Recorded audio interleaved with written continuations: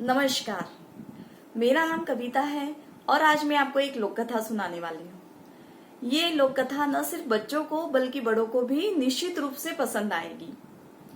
किसी नदी के किनारे एक नगर में एक सेठ जी रहते थे। उनके पास एक पुरानी नाव थी और वो नाव काफी पुरानी हो गई थी, तो उन्होंने सोचा कि क्यों ना इसके ऊपर रंग करवा लिया जाए।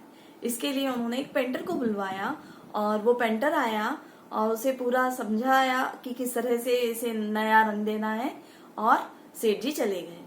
अब दिन भर वो पेंटर काम करता रहा। शाम तक उसने बहुत सुंदर उस नाव के ऊपर रंग दे दिया था और अपना काम खत्म कर दिया था। और अपना काम खत्म करने के बाद अपने घर चला आया। अगले दिन सुबह उठते ही उसने देखा कि सेठ जी वहां आए हैं।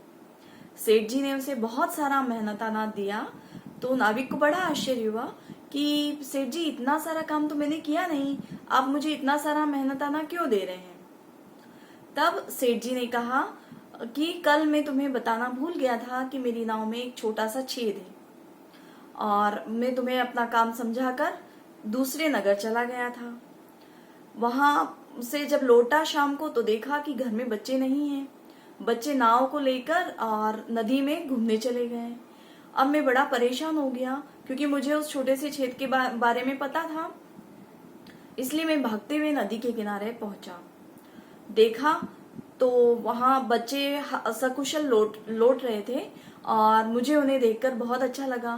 फिर मैंने उस छेद को ढूंढने की कोशिश की तो मुझे छेद नहीं दिखाई दिया। जबकि मैंने तुम्हें उस छेद के बारे में कुछ नहीं बताया था, फिर भी तुमने उस छेद को बंद कर दिया अपनी मर्जी से। ये देख के मुझे बहुत अच्छा लगा। तब नाविक बोला कि सेठ जी, ये काम तो बहुत छोटा सा था, ये मेरे काम का हिस्सा ही था, उसमें मैंने कुछ बहुत बड़ा काम नहीं किया जिसके लिए आप मुझे इतना सारा मेहनताना दे रहे हैं। पर सेठ जी ने कहा कि तुम्हारे एक छोटे से काम ने मेरे बच्चों की जान बचा दी है और मेरे बच्चे सकुशल हैं, इसलिए कृपया तुम इस मेहनताने को स्वीकार करो और बहुत बहुत धन्यवाद। ऐसा कहकर सेठ जी वापस आ गए। उस नाविक ने बहुत बड़ा काम नहीं किया था। उस नाव के छेद को, छोटे से छेद को उसने सिर्फ भरा था, उसको ठीक किया था और उसका मेहनताना उसे इतना अधिक मिला।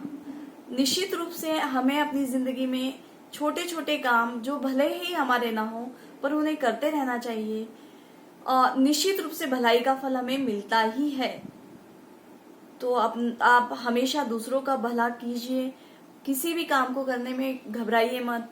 छोटा काम हो या बड़ा काम हो, काम काम होता है।